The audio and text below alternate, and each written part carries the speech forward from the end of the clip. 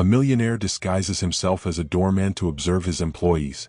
However, when he is humiliated by one of them, he decides to take an action that leaves everyone surprised. Richard was never an ordinary millionaire. Known for his eccentric style and unconventional ideas, he built an empire from scratch, always challenging market conventions. In his company he was respected, even revered, but something deeply troubled him. At the top, he knew his employees' behavior was carefully polished in his presence. But what about when he wasn't around? Richard wondered if the values of respect and ethics he upheld were truly ingrained in the company culture or if they were just a mask used in front of him. This doubt began to grow until it turned into a silent obsession. One night, sitting in his office with a wide view of the city lights, Richard made a decision. He needed to see with his own eyes. But how? Cordial smiles and formal conversations always dominated when he was present. It was impossible to see the reality of his company from the golden throne he occupied. He needed a way to become invisible, to walk through the halls without anyone knowing that the man was the owner of it all. Then the idea hit him. What if he disguised himself as someone completely ordinary? Someone present but unnoticed? The image of a doorman came to mind almost immediately. Every day, employees passed by them, often without even exchanging a word or glance. A doorman would be the perfect figure, someone nobody paid attention to. And so, the plan began to take shape. He would temporarily step down from his CEO position and observe the workings of his company from the most humble perspective possible. Excitement took over Richard. He could hardly contain his anticipation as he thought about finally seeing what really happened when leadership was not looking. For the employees, he would just be another doorman, an anonymous man in a simple uniform, always there but never really noticed. He was eager to meet the true heroes and villains of his corporate story, who showed empathy, who treated their colleagues with respect, even when they thought no one important was watching. The plan was risky, but for Richard it was worth it. He wanted to understand the heart of his company, the one that pulsed in the hallways, in the quick coffee conversations, in gestures no one saw. Each employee, each action would now be revealed without filters. He felt like an explorer, about to discover unknown territory within his own kingdom. But there was something deeper driving Richard beyond mere curiosity. In his youth, he had also worked in humble positions before becoming the magnate everyone knew. He knew what it was like to be invisible, to feel irrelevant. Perhaps that's why this mission became even more personal. Richard didn't just want to assess his team's efficiency. He wanted to know if respect and humanity still prevailed in the environment he had created. As he outlined the final details of his plan, Richard could hardly imagine the revelations that awaited him. The first time Richard looked at himself in the mirror wearing the doorman's uniform was strange. The reflection that stared back at him was of a common man, far from the powerful CEO who dominated meetings and made million-dollar decisions. He had chosen a simple name, Paul, something that wouldn't raise any suspicion. The outfit was unassuming, a faded blue shirt, thick fabric pants, and a worn-out cap that hid his perfectly arranged hair. His face, once known in business circles, was now disguised by a light beard and simple framed glasses. For Richard, it was like wearing a new skin, a chance to escape his own identity. The challenge of becoming invisible in an environment where he used to dominate was greater than he expected. On the first day, as he walked through the halls as Paul, he noticed something curious. The looks that once turned toward him with respect and admiration now passed through him as if he were part of the furniture. People who always smiled politely, who made a point to greet him when he was the boss, didn't even notice him. The feeling of being ignored was strangely liberating but also deeply revealing. It was as if he had disappeared from the social radar. Walking through the company's halls, Richard felt the tension between his real identity and his disguise. He was used to being the center of attention, with every word and gesture meticulously observed. Now, as a doorman, he was just another person. Conversations continued around him as if he didn't exist, and in a way that fascinated him. He observed carefully, absorbing every detail of the environment, every interaction that had previously escaped his notice. There, invisible, he began to understand a new dimension of his own company. Richard soon realized that being Paul wasn't as simple as just wearing a different uniform. The challenges went beyond appearance.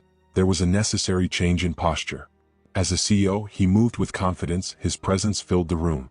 Now, as a doorman, he had to behave in a subservient, almost invisible manner. The first day was particularly difficult.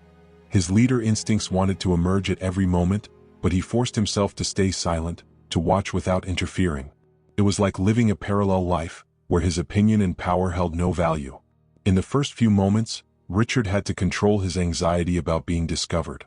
He feared that a gesture or look might reveal who he really was.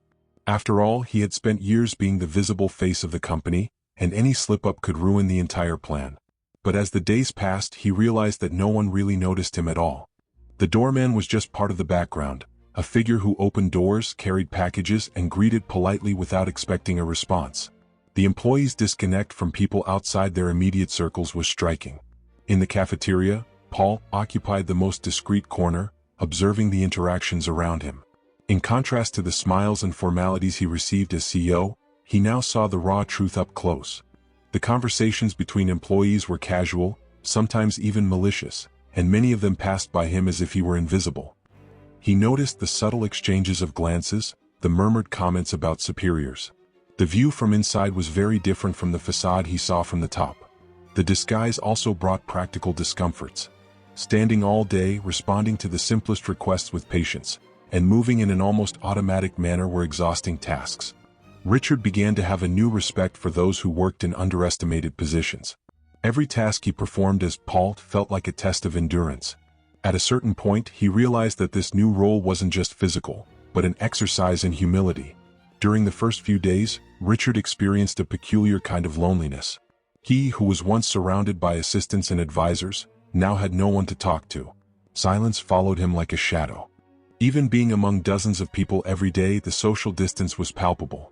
The isolation made him reflect on how easy it was to forget the invisible people in his work environment, those who were there but not truly seen. Being treated like a ghost in his own kingdom was a lesson he would never forget. And then, slowly, the initial discomfort began to transform into a new form of observation. The disguise offered him a rare freedom, the ability to be an unfiltered spectator. And that freedom would show him truths he never imagined seeing. In the first days as Paul, Richard began to observe the natural rhythm of the company from a new perspective.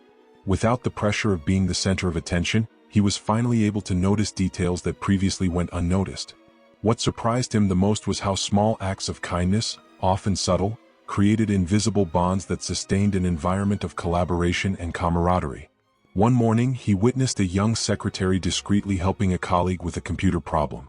Without making a fuss or expecting recognition, she simply smiled and returned to work, as if that act of kindness was part of her daily routine. These moments of solidarity were like small sparks of hope for Richard. He realized that although the corporate environment was competitive, there were employees who still maintained a human warmth in their actions. In the break room, he saw a group of assistants sharing snacks with an intern who had forgotten his lunch. The gesture seemed trivial, but to Richard, it symbolized something much bigger. It was proof that, amid the daily demands, there were still people who cared about each other.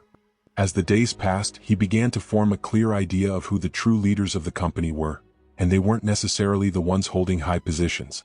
There was an accountant named Laura, for example, who, despite her modest position, seemed to be the heart of her department. Richard observed her guiding her colleagues with patience, offering advice without ever showing impatience.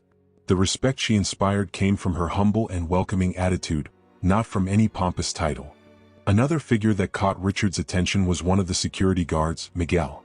Always quiet but attentive, he made a point to greet all the employees as they entered the building. There was no need for Miguel to leave his post to open the door for those arriving with hands full of papers, but he did so anyway without being asked. It was a small gesture, but Richard noticed how it brought a subtle smile to the faces of those who were helped. Miguel stood out for his kindness, a quality that, to Richard, was becoming increasingly rare. These behaviors began to awaken something in Richard. He had always believed his company was well-structured, but now he realized that its true strength was not just in achieved goals or successful numbers. It was in the ordinary people, in the silent gestures that kept the work environment fluid, human. These employees, whom he now saw up close, were the true pillars of his empire, the ones who built a culture of respect and empathy without expecting anything in return. Even so, Richard also noticed that many of these acts went unnoticed by upper management. These everyday heroes were rarely formally recognized. He began to wonder how he could change that. How could he create a system where these acts of kindness were valued as much as productivity? What he saw filled him with a sense of gratitude, but also with the need to reevaluate what was truly important for the company's success. But amidst all these positive discoveries, Richard began to perceive a fine line between kindness and hierarchy. There were those who, even in lower positions, maintained a genuine leadership posture, and there were also those who, in prominent positions, had no regard for those beneath them. He noticed that, for some, power seemed like a veil that separated them from the reality of everyday life, while for others, respect for others was an unshakable principle. One afternoon he saw something that profoundly marked him. A junior employee was struggling to stack heavy boxes in a filing room. Instead of asking for help, he worked alone in silence, while others hurried past him, not noticing his effort. Until a colleague, without saying a word, approached and began to help him. Richard, observing from a distance, felt a wave of admiration for those small acts of mutual support, often invisible to the eyes of those at the top. With each passing day, Richard became more convinced that there was an emotional complexity in the dynamics of his company that he had never noticed before. What drove these people was not just a paycheck or benefits, but a kind of mutual respect that, in many cases, exceeded formal expectations. He felt privileged to witness this up close, but he also began to wonder how many leaders like himself were truly aware of what happened in the hallways, far from the spreadsheets and boardroom meetings. Richard knew his experience as Polk was transforming him. More than ever, he understood that the people who made his company thrive were those whose names often didn't even appear in reports. Now, the challenge would be to find a way to truly value those contributions, not just symbolically. And as he continued his journey as a doorman, the list of people he admired, those who led by example, grew quietly. As the days went by, Richard began to notice that not everything was as harmonious as the small gestures of kindness that had captivated him at first. There was a dark, subtle, but present side in his company. Small signs of disrespect emerged in everyday interactions. A sarcastic comment here, a look of disdain there. Certain employees didn't seem to mind stepping on others, especially when they were sure that no one important was paying attention. For Richard, this was a bitter revelation, one that contrasted with the idealized image he had of his team. He saw how, sometimes, people would avoid Miguel, the always kind security guard, as if he were invisible. Or how they would ignore the cleaning lady, throwing papers on the floor right after she had finished her work. These acts of disdain, although small, began to irritate Richard. What motivated this behavior? Was it a matter of hierarchy or simply a lack of empathy? Richard forced himself not to react, to observe more before taking any action. He knew his mission as Polk was precisely that, to understand deeply before intervening. Among the faces he observed daily, one in particular began to catch his attention for a different reason. Claire, one of the most respected and competent employees in the sales department, stood out not only for her efficiency but also for an aura of superiority. Her posture was impeccable and her confidence, almost impenetrable. But there was something more, something that set her apart from the other people Richard admired.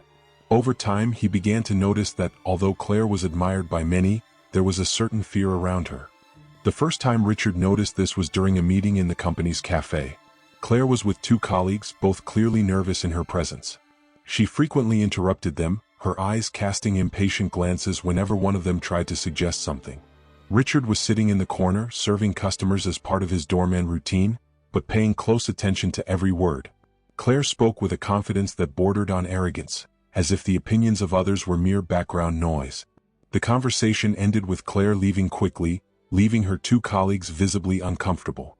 Richard couldn't help but think about the contrast. While Miguel and Laura, whom he admired so much, led by example and mutual respect, Claire seemed to build her authority on a foundation of fear. He had seen more than once how she belittled others' efforts, always highlighting her own achievements. Claire seemed to see the company's success as an extension of her own accomplishments, and any mistake by others was treated as a personal affront. Richard, now used to observing unnoticed, began to follow her closely, intrigued by the duality between her undeniable competence and the way she treated others. One day Richard was near the reception when Claire hurried by. One of the interns, nervous and carrying a pile of papers, greeted her politely. She didn't even look at him. It was a small gesture, but Richard felt the weight of that disdain. The young man blushed, adjusted the papers, and continued on his way with his head down. Richard knew that, at that moment, something inside him had changed. He could no longer ignore the fact that, while Claire was an asset to the company in terms of results, her behavior was undermining the collaborative spirit he so cherished. This subtle but persistent arrogance began to deeply disturb Richard. Claire's impact extended beyond her direct interactions. He noticed that as she passed by, other employees would shrink a little, as if always walking on eggshells around her. She wielded a type of power that didn't come from her position but from her dominant presence and cold way of treating others. For Richard, this was a red flag. He began to question whether his company truly valued people in the way he had always believed. Every time Claire crossed his path, Richard felt he was facing a choice. He could continue just observing, trying to better understand what motivated that behavior, or he could act. But something held him back from making an immediate decision. Perhaps it was his own need to understand what was really at stake. After all, Claire was a crucial employee whose results were undeniable. Yet, there was something deeper and more rotten growing between the lines of her success. Richard kept asking himself, what turned a capable person into someone who seemed to treat others with such disdain? Was it the power she had gained, or had this always been her nature? The more he watched her, the more he felt he needed to do something. But what? This dilemma grew inside him like a shadow, and Richard knew the answer would require more than just words. It would require action. As the weeks passed, Richard felt the tension in the work environment increasing. He continued to observe the daily interactions, seeing a mixture of behaviors, some worthy of admiration, others deeply unsettling. The contrast between the small gestures of kindness and the acts of disdain became more evident. And amidst all this, Claire continued to stand out, not just for her efficiency, but for the way she treated her colleagues with a growing disdain that was becoming harder to ignore. She moved through the halls as if untouchable, her eyes never settling on anyone she considered inferior. Richard began to notice patterns in her behavior. If someone in a higher position approached her, Claire transformed. Her posture became more open, her voice softer, the conversation flowed with calculated cordiality. But if it was someone of a lower hierarchical level, like an intern or an assistant, her expression hardened, the impatience was palpable. She didn't hesitate to cut others off mid-sentence, dismissing their efforts with a single sharp word. These uncomfortable moments, initially rare, became a routine Richard came to expect whenever Claire was nearby. One episode in particular was etched into Richard's memory. He was organizing the reception when a young assistant, visibly nervous, approached Claire to clarify a question about a spreadsheet. Claire barely looked at him before giving a curt response, something about it being too obvious to waste time explaining. The young man retreated, visibly humiliated, while Claire continued her walk as if nothing had happened. For Richard, the scene was a punch to the gut. The ease with which she demoralized others left him unsettled. Richard watched all of this with growing discomfort, feeling torn. Part of him wanted to confront her immediately, expose her lack of empathy, and correct this toxic behavior. But another part hesitated. He knew that Claire was a key employee, someone who consistently delivered results for the company, and confronting her directly could have complicated consequences. Moreover, he was still in the role of Paul, the invisible doorman. He couldn't just abandon his disguise without compromising the purpose of his mission. With each interaction involving Claire, the office atmosphere seemed to change, as if the invisible tension built up in the walls. The environment became heavy whenever she was around, with employees exchanging nervous glances, measuring their words, fearing the next criticism. Richard noticed that her behavior affected not only those who interacted with her directly but also those around, who witnessed the incidents and remained silent, fearing becoming the next target. The discomfort was palpable, as if the company were slowly fragmenting, invisible to the eyes of those who were not observing closely. This uneasiness disturbed him in a way he had not anticipated. Richard had always believed that a strong company was built on a foundation of mutual respect and collaboration, but what he now saw was a very different reality. Claire, with her arrogant posture, was undermining that foundation, and the impact of this was greater than he had imagined. He saw good employees begin to isolate themselves, avoiding conversations, opting for silence, afraid of attracting the wrath of someone who seemed unassailable in her position of power. There were times when Richard questioned his decision to disguise himself. He knew that as the CEO, his word carried weight and that he could resolve the situation with a direct intervention. But at the same time, he forced himself to remain in the role of observer, waiting for the right moment to act. The tension consumed him internally. He felt as though he was witnessing the slow and silent erosion of the culture he had worked so hard to build. Despite all his discomfort, Richard knew there was still much to learn. He needed to fully understand the scope of Claire's impact before taking any action. As much as it became more difficult each day to restrain his desire to confront her, he held back, observing, waiting for the moment when Claire's true nature would fully reveal itself. And he felt, deep down, that moment was approaching. With each passing day, Richard saw more examples of Claire's duality, competent and professional in front of management, cruel and impatient with her subordinates. Richard began to see the vicious cycle that was forming. The younger employees seemed to lose confidence, questioning their own abilities, while Claire continued to rise, fueled by a culture of fear and obedience.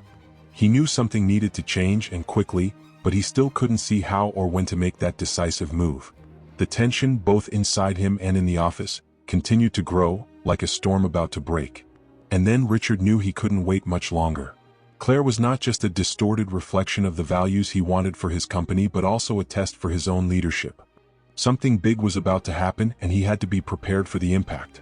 The air in the office became denser with each interaction, and Richard sensed that the moment to act was approaching, inevitable, like a wave about to crash. The day began like any other. Richard, in his disguise as Paul, was in the lobby, performing his routine tasks as a doorman. He organized the entrance of visitors, arranged some mail, and observed the flow of hurried employees entering the company. Then Claire appeared, carrying a stack of papers, her high heels echoing off the marble floor. She seemed irritated, and her expression, as usual, was one of impatience. As she approached the reception desk, Richard, still in his role as Paul, stepped forward, offering help with the doors. "Excuse me, can I help you?" he asked politely. Claire shot him a withering look, as if offended that he even spoke to her. "Do you think I need your help?" Her voice dripped with sarcasm. Claire's eyes fixed on him with an overwhelming sense of superiority, as if he were insignificant, an obstacle in her way. The few employees nearby paused for a second, curious, but quickly averted their gaze, pretending not to notice the scene unfolding. Richard felt his face flush, the blood rising, but he remained silent. He was still in the role of Paul, the doorman, and he knew he couldn't react. Without waiting for a response, Claire threw one of the documents she was carrying in his direction, as if he were a mere messenger. "Take this to the meeting room if it's not too much to ask," she said, without even looking at him again. The tone of disdain was blatant and the humiliation public. She turned her back and walked away, leaving Richard standing there with the papers in hand, feeling the weight of the humiliation and the eyes of the other employees who pretended nothing had happened. Inside he was in pieces. The pain of that moment didn't come just from the disrespect. Richard had already seen Claire treat others in a similar way, but experiencing it personally, especially in his position as the undercover CEO, affected him in a way he hadn't expected. He felt the bitterness of powerlessness, of someone who, at that moment, had no power, wasn't seen, didn't matter. He, the founder of that company, was being treated as nothing. A wave of indignation and sadness overcame him, and before he realized it, his eyes were welling up. He discreetly stepped away, avoiding the other's gaze, trying to pull himself together. In the empty corridors, far from curious eyes, Richard allowed himself a moment of weakness. The tears finally escaped, mingling with his anger and frustration. Never in his entire career had he felt such cruel disdain. It wasn't just wounded pride, it was the fact of seeing how his creation, his company, was being corrupted by this kind of behavior. The emotional impact of that public humiliation echoed inside him, bringing to the surface all the doubts and fears he had been trying to ignore. How had things gotten to this point? The silence of the office after the incident was disturbing. Those who had witnessed the scene didn't comment, but Richard knew that everyone had seen it. Claire's words, filled with arrogance, hung in the air like poison, contaminating the environment.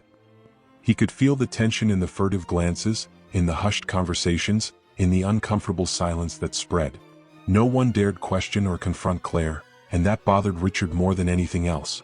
He knew that the atmosphere in the company was already heavy, but at that moment, it became clear that the situation was more critical than he had imagined.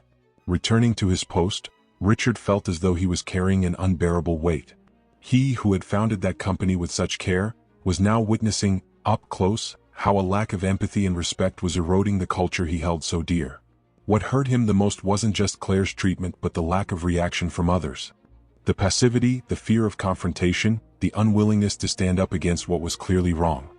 He knew that the incident couldn't be ignored. The silence that followed was a warning sign. Something needed to change, and quickly. What Richard experienced that day was a breaking point. For the first time he could no longer hold back. The humiliation, the disrespect, Claire's coldness, all of it mixed with the responsibility he felt for having allowed such behavior to proliferate in his company. He needed to act, but the decision of how to do so was still a whirlwind in his mind. Something had to be done, and now he was sure. There was no more room for hesitation. Richard took a deep breath, feeling his anger transform into determination. Claire's contempt had revealed something much bigger than just a bruised ego. He knew he was dealing with something that was corroding the company's roots, and only a drastic action could correct the course. The decision began to take shape in his mind. That night, after the incident with Claire, Richard couldn't sleep. He tossed and turned in bed, staring at the ceiling as her disdainful words echoed in his mind. The public humiliation he had suffered wasn't just an attack on the janitor he was pretending to be, it was a distorted reflection of the culture he had created. He had always believed his company was a place of respect and collaboration, but now, in the silence of the night, the harsh truth began to emerge with clarity. What was happening inside those walls went far beyond a single toxic behavior. He thought about each face he had seen in recent days, the employees who were ignored, the small gestures of disdain, the looks of fear in the face of Claire's arrogance. As the founder and leader, he realized that the responsibility was his. The lack of empathy and respect he had witnessed was not just an isolated problem. It was a symptom of something bigger, something that had gone unnoticed for too long. The culture he had been so proud of building was crumbling slowly before his eyes. Richard ran his hands over his face, feeling the weight of his own omissions. He had let the focus on results, on goals, and on financial success overshadow what was really important: the people. Those who, day after day, made the company work, invisible to the eyes of many but essential to its success. The incident with Claire couldn't just become another bitter memory. He knew he needed to turn it into a catalyst for change. But how? How could he act in a way that truly impacted everyone and restored the company's spirit? The answer began to slowly emerge, like a light in the darkness. He would have to reveal who he really was. This disguise, which had allowed him to observe, had now become a barrier. To correct the course of the company, he needed to return to being the leader his employees knew, but with a new perspective. Richard understood that the only way to bring about real transformation was to confront the problem head-on, without masks. To show everyone that he had seen the truth, had felt firsthand what many were feeling, and that he would no longer tolerate that kind of behavior. As he walked through the house in silence, his thoughts aligned. It wasn't enough to simply expose Claire. The change had to be deeper. Richard knew that Claire was just a symptom of a more deeply rooted problem. He would have to restructure not only the positions but also the values that guided the company. It was necessary to create an environment where respect and empathy were not optional but non-negotiable pillars. The true leaders, those who led with heart and not arrogance, needed to be valued and recognized. But the weight of this decision also haunted him. He knew that by revealing his true identity, he would be exposing not only Claire's flaws but also his own failures as a leader. Why hadn't he seen this before? Why had he allowed something like this to grow under his command? These thoughts followed him like shadows as he pondered what to do next. He would need to be brave enough to face not only the mistakes of others but his own as well. As the night progressed, Richard stood by the window, looking at the city lights in the distance. The quiet of the moment brought him a certainty. He was ready for the confrontation. That experience as Paltz had taught him more than years of leading the company ever could. He had learned about humility, about the value of small actions, and, above all, the importance of being a present leader, one who doesn't hide behind numbers or reports but sees the people. And that's what he wanted to convey to all his employees. Determined, he began to plan what he would say. It wouldn't be an easy speech. He would need to be honest, vulnerable, and admit that he had failed in some areas. But this was necessary. Richard knew that revealing his true identity would shock everyone, but he also knew it was the only way to regain trust and transform the company's culture. The Palk they saw as a janitor would disappear, and in his place, the Richard who now understood what it truly meant to lead would emerge. As dawn approached, the decision was made. There was no turning back. The company would have to undergo a revolution, and he would be the agent of that change. The next morning, a strange atmosphere hung over the company. Employees were surprised by an unexpected announcement. A general meeting, urgently convened, with mandatory attendance for everyone. Murmurs filled the hallways. No one knew exactly why, but there was something in the air, a tension that made the atmosphere different from any ordinary day. People exchanged glances, trying to guess what was coming. Rumors began to circulate. A big announcement about the company? A possible merger? Restructuring? The mystery only increased the anxiety. Richard was there, among everyone, still disguised as the janitor Paul. He moved discreetly through the hallways, observing reactions, feeling the restlessness grow. Seeing the nervous looks and whispered conversations, he knew the moment was perfect. Everyone was present, anxiously awaiting what the CEO had to say. But no one expected what was about to happen. To them, Richard was still just an invisible observer, mixed into the environment as always. The employees gathered in the main hall, a large meeting room with rows of chairs, and a platform in the center where major announcements were usually made. The tension was palpable. The murmur of voices filled the space as more and more people entered, searching for clues about what was happening. Department heads settled in the front, exchanging glances, while lower-ranking employees gathered toward the back, clearly apprehensive. 12. When everyone finally sat down, a heavy silence took over the room. The anticipation was almost unbearable. A small group of managers tried to start trivial conversations, but even they were uneasy.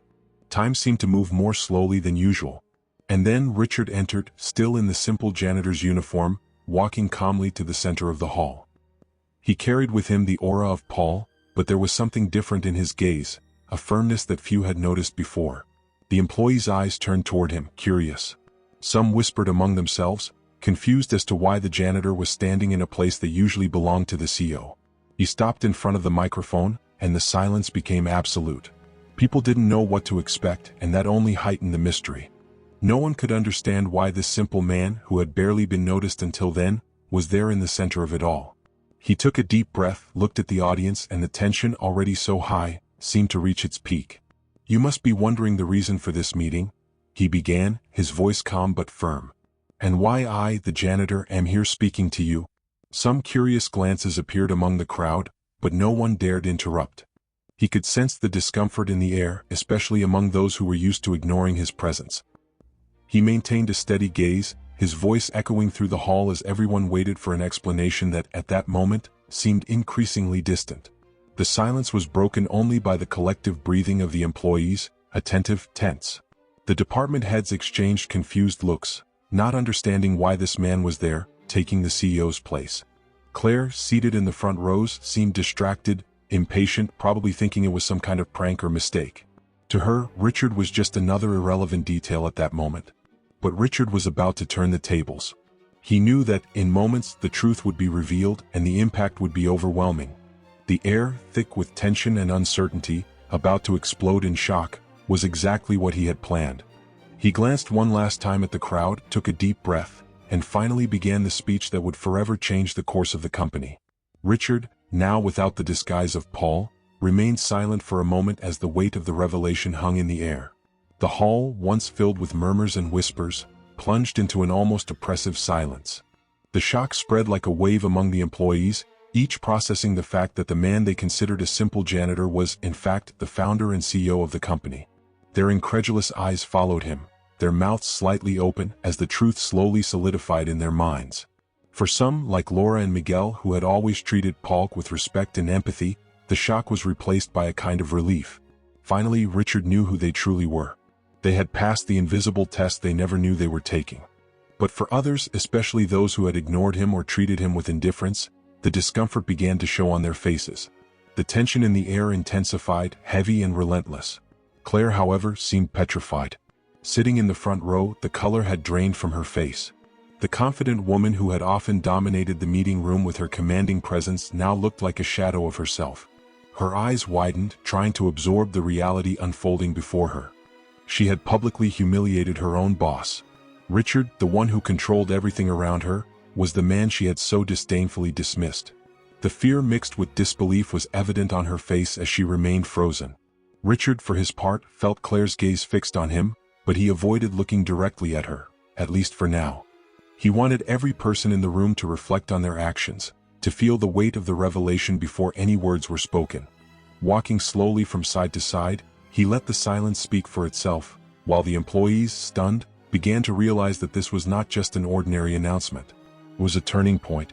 "For the past few weeks, I've seen things that no report or meeting could ever show me," Richard began, finally breaking the silence with a calm but firm voice. "I've seen kindness, I've seen respect. I've seen what happens when no one is paying attention." His words were loaded with meaning.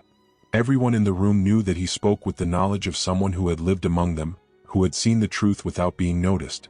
The uncomfortable glances multiplied, and some employees lowered their heads, trying to avoid eye contact. As Richard spoke, Claire remained motionless.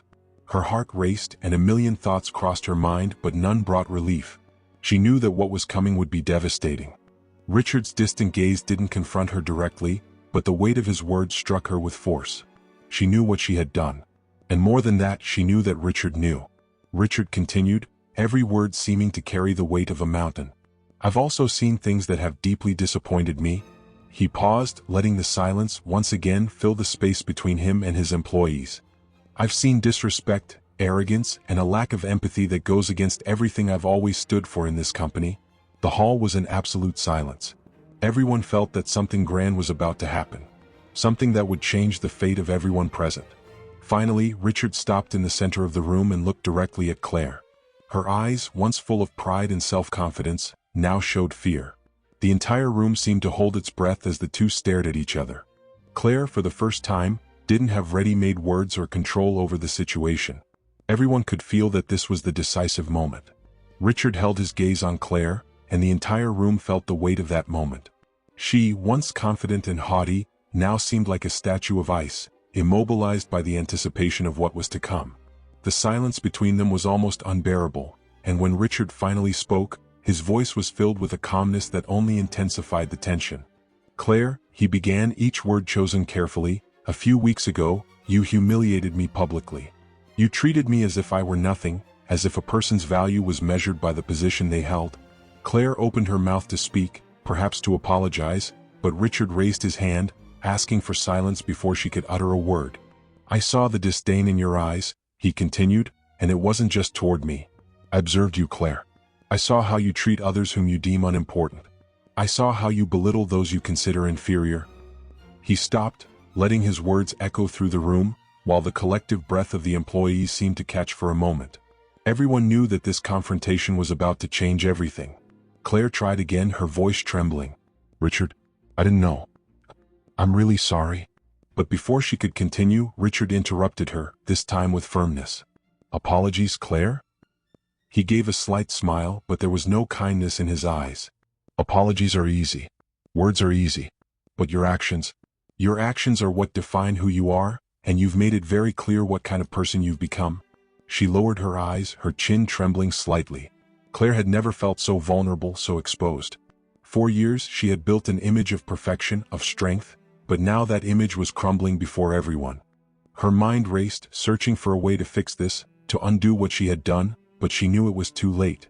Richard's words pierced like sharp blades, and nothing she could say seemed capable of mending them. Richard took a deep breath, and for a moment he seemed to weigh his next words. Claire, you weren't just humiliating a janitor that day, he said, his voice now softer, almost intimate. You were humiliating every person who has ever crossed your path and who you judge to be less. You don't see people for who they are, only for what they can offer you. He took another step toward her, and she could barely raise her eyes to meet his. And I can't allow that to continue. The impact of Richard's words seemed to echo through every corner of the room. Claire, who had been untouchable until that moment, was now in an irreversible situation. Everyone in the room watched, motionless, as the unfolding of that confrontation shattered the image she had carefully built over the years. Every word from Richard was not only a reprimand for her but for all those who, in some way, had followed the same path of arrogance and disrespect. Claire made one last attempt to regain control. Please, I can change. I didn't mean, but Richard didn't let her finish. You had time to change, Claire. You had many chances. But, unfortunately, you never cared to learn. His gaze was hard, but not without a hint of sadness. It was clear that, for Richard, this was not just punishment, but a profound disappointment. He believed that people could be better, but Claire, until that moment, had chosen not to be. He took a step back, allowing silence to take over once again. Claire, huddled in her chair, could no longer hide the shame that consumed her. The entire room waited, breathless, for what was to come next. Richard looked at her one more time, but now, his expression carried something more, determination. Claire's fate was sealed, and everyone knew that nothing would ever be the same. The silence in the hall was almost suffocating. Everyone anxiously awaited the outcome of the situation, wondering what Claire's fate would be. The glances went from Richard to her, and back to Richard, as if the moment were a taut rope, ready to snap. Finally, Richard broke the silence, but his voice was serene, almost compassionate. Claire, he said calmly, I'm not going to fire you. The surprise was evident on everyone's faces, especially Claire's, who raised her eyes, trying to understand what this meant. You will be transferred, Richard continued firmly. From today on, you will occupy a position where you will have no direct contact with other employees. It will be an opportunity for you to reflect on what it means to work as a team, about the impact of your actions. The shock was evident on every face around the room. It was punishment, yes, but not in the brutal way some might have expected. Richard was giving her a chance for transformation, for redemption. Claire blinked, stunned. She didn't know what to say. The idea of being isolated from the rest of the team hit her in a way she could never have anticipated. For someone who had always been at the center of attention, with power and influence, being sidelined was an almost unbearable sentence. Her lips trembled for a moment as if she wanted to protest, but she knew there was no room for argument. What was at stake was more than her job. It was her own stance, her own humanity. Richard continued, without breaking eye contact with her. This will be your new challenge, Claire. It's not just about results. It's not about numbers or targets. It's about learning the value of the people around you, something you have neglected until now. The room was silent, but there was an electric tension in the air. Richard's decision seemed fair, but also heavy. He was making it clear that Claire's actions had caused deep harm, and the only way to fix it was through true change. The other employees, though shocked, began to process what was happening. Many of them had expected a harsher punishment, perhaps even termination. But at the same time, there was recognition that this decision carried a much larger lesson. By isolating Claire, Richard wasn't just removing her from the position of influence she had abused. He was forcing her to confront the impact of her actions in a way that termination never could. Claire, on the other hand, battled the storm of emotions inside her. Wounded pride, fear of isolation, and deep down, the bitter understanding that all of this was deserved. She felt exposed, vulnerable, and the gaze of her colleagues, who once admired or feared her, now made her feel small. She knew that this new position wouldn't be easy, not just because of the work itself, but because of what it symbolized. Being sidelined wasn't just a change in role, it was a painful opportunity for growth. Richard looked at the rest of the team, noticing their varied reactions. To all the others, he said, his voice echoing in the hall, know that no one is above the culture we are trying to build here. Respect and empathy are non-negotiable. This decision is not just for Claire, but a clear message to everyone. We are here to work together, to grow together, and that only happens when we understand the value of the people around us. The air seemed lighter after these words, but the tension remained. Claire, now silent, lowered her head. She didn't dare look at Richard, much less at the colleagues around her. His words still echoed in her mind. A new challenge? It was a second chance, but also a reminder that the path ahead would be lonely, and that each step would lead her to an unknown place within herself. As the silence returned to the room, the team looked at Richard with a new perception. He was not only leading with firmness but with a depth of understanding that few had anticipated. And so, by giving Claire this new chance, he showed that the true power of a leader lies in their ability to provoke change, not just in the company but in the people who make it up. Richard took a deep breath before continuing. Now that Claire's fate had been decided, it was time to address something much larger. He knew that the company's culture was broken at some level, and that needed to change. From today, this company will undergo a complete restructuring, he announced, his voice firm but without losing the tone of empathy. The employees in the room shifted in their seats, attentive, with a mix of curiosity and apprehension. They knew that something big was coming. During my time as Paul the janitor, Richard continued, I had the chance to see how people really behave when they think no one is watching. I saw acts of kindness, but I also saw behaviors that have no place in our company. He looked around the room, observing the attentive faces. That's why we're implementing new strict conduct policies, to ensure that respect and dignity are the foundation of all interactions, no matter the position or rank. The air in the room became heavier as he described the changes. Richard knew that it wasn't enough to create rules. He needed to rebuild the very essence of the company's culture. Every employee, regardless of their role, will be treated with the same dignity and respect that we expect in return, he said. We will not tolerate toxic or disrespectful behaviors. Everyone must understand that we're not just here to hit goals and numbers. We're here to build something bigger, an environment where every person is valued for who they are. Some of the managers exchanged glances, still trying to process what Richard was saying. But the truth is, for many present, this wasn't a surprise. It was something many had hoped for but had never had the courage to ask for. The company's transformation wouldn't just be in policies or standards but in the spirit of how everyone behaved day to day. And Richard wouldn't allow this to be just a temporary change. He was determined to personally lead this revolution. Additionally, he continued, I promise to be much more present. His eyes swept the room. I will no longer just sit at the top looking at numbers and charts. I will be among you, listening to your concerns, understanding your challenges. I want you to know that I'm not just the CEO. I'm as much a part of this company as you are, and our culture of respect and empathy must start with the example I, as a leader, set. Richard's commitment was more than just words. He genuinely wanted to transform the way everyone connected with each other, and that would begin with his closer presence. He knew that for a culture to truly change, he would have to lead by example, walking the halls, talking with employees, building trust and respect one by one. Each department will go through a review, he explained. We need to ensure that the leadership of every sector is aligned with the values we uphold.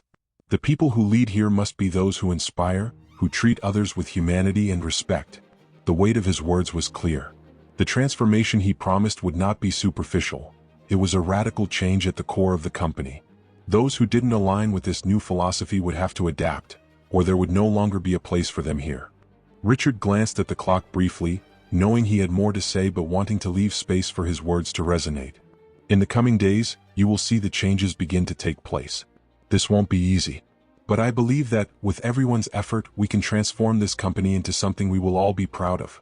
Not just for the results we achieve but for the way we get there. The employees, in silence, absorbed every word. The atmosphere was charged with a different kind of expectation now, a feeling that something important was in motion. Richard was changing the way the company functioned at its most fundamental level, and everyone knew that this new era would not be easy, but it could be the start of something truly great. The changes began to be felt slowly but profoundly. The office atmosphere, once heavy with furtive glances and careful conversations, now seemed lighter, more open. People began to treat each other with more consideration, exchanging courtesies that had once been rare. A simple good morning carried more meaning, and employees began to realize that small gestures of respect created a much healthier work environment. The impact of Richard's words echoed in the hallways, in emails, and in meetings. Something had changed forever. Miguel, the security guard, was the first to notice the difference. Before, many employees walked past him without even a nod, but now the interactions were warmer. He smiled as he saw that simple gestures, like opening a door or helping someone with a task, were being recognized and valued. Laura, the accountant, who had always shown empathy, felt more confident in sharing her ideas in meetings, knowing that there was now a culture that promoted respect above all. Richard's presence, more visible among the employees, made all the difference. He was no longer the untouchable CEO who commanded from a luxurious office on the top floor. He walked through the departments, stopped to chat with employees, listened to their challenges, and most importantly, showed that he was willing to be part of the solution. His constant presence, the genuine smile, and the true interest in the people around him showed that he wasn't just fulfilling a formality, he was leading by example. In the hallways, whispers about Richard's transformation as Paul the janitor still circulated, but now in a different way. The respect for the man who had disguised himself to understand the inner workings of his own company only grew. He had proven that he was willing to do whatever was necessary to ensure that the culture he cherished was restored. The employees felt motivated to follow this new path, aware that their actions were seen, yes, but also valued. And then there was Claire. In her new isolated position, far from direct contact with her colleagues, she found herself in a very different situation from what she was used to. The silence that had once meant control and power was now heavy, almost suffocating. Away from meetings, daily interactions, and the influence she used to exert, she began to reflect. The weeks she spent isolated forced her to confront something she had avoided for a long time: responsibility for her actions. Each day, Claire relived the moment of Richard's public humiliation, remembering how she had treated him. Shame came in waves, but with it came a deep sense of regret. For the first time, she began to see the people around her not as tools for her success but as human beings, with their own battles and victories. She was finally learning the lesson that Richard had tried to teach her. The days were long, but in her new role, Claire began to seek ways to change. She started observing how other leaders treated their teams, how Miguel and Laura demonstrated the true meaning of leadership through small gestures. It wasn't easy, but Claire knew that if she wanted to regain the respect she had lost, she would have to change profoundly. For the first time, she was willing to listen, to learn, and, above all, to rebuild herself. The employees, for their part, noticed Claire's absence from daily interactions. Some wondered if she would truly be able to change, while others preferred to keep their distance. But the new atmosphere in the office was one of renewal.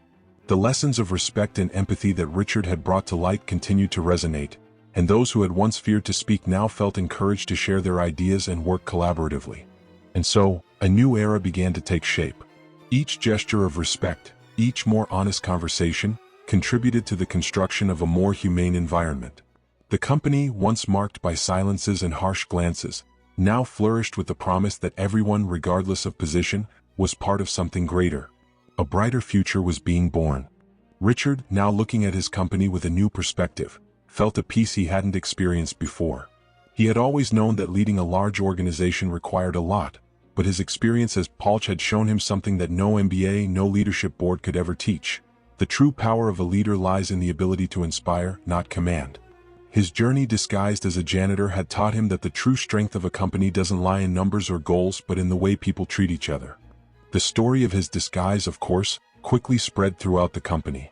At first, some employees still exchanged incredulous glances, trying to process the fact that the CEO they admired or feared had walked among them as a simple janitor. But over time, this story became more than just a curious event. It became a living lesson, a concrete example of how mutual respect and empathy should guide their daily actions. Conversations in the hallways changed. Now, instead of whispers about who was rising or falling in the hierarchy, employees talked about the visible changes happening in the company.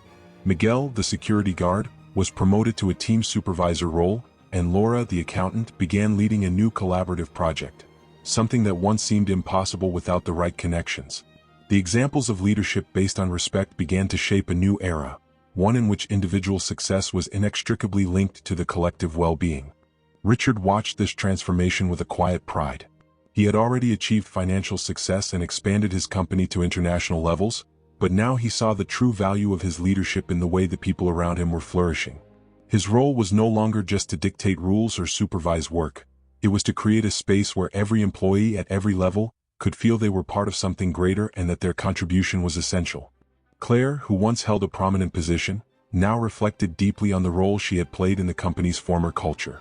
Isolated in her new position, she wrestled with her own demons, but gradually she began to understand the depth of the lesson Richard had taught her. The arrogance that once guided her gave way to introspection. She knew that the road to regaining trust would be long, but for the first time she was willing to embark on this journey with humility. The team, transformed by everything that had happened, began to see the company as an extension of themselves. It was no longer just a place to work and complete tasks.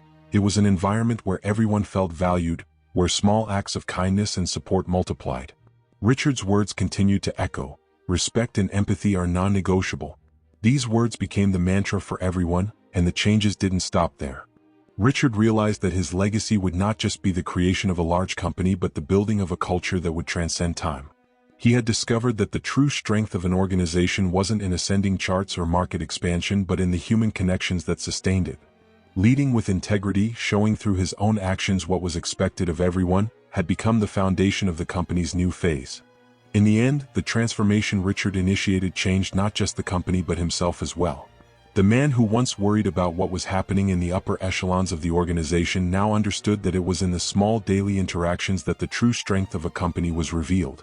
He had learned that true success is not only measured by what is achieved externally but by the way one positively influences those around them. And so, the story of Richard, the millionaire disguised as a janitor, became a legend within the company, an eternal lesson that the power of a leader is measured by their ability to inspire the best in others, to see the value in each person, and to build a culture that endures not just for profit but for the humanity it carries. And with that, the story found its conclusion, full of transformation and meaning. If you enjoyed Richard's incredible story, subscribe to our channel and activate notifications so you don't miss any of the upcoming videos. If you love emotional stories and want to support our channel to keep bringing more quality content, consider contributing through Buy Me a Coffee. The link is in the first pinned comment. Your help is essential for us to keep improving. Thank you for your support. Until the next emotional story.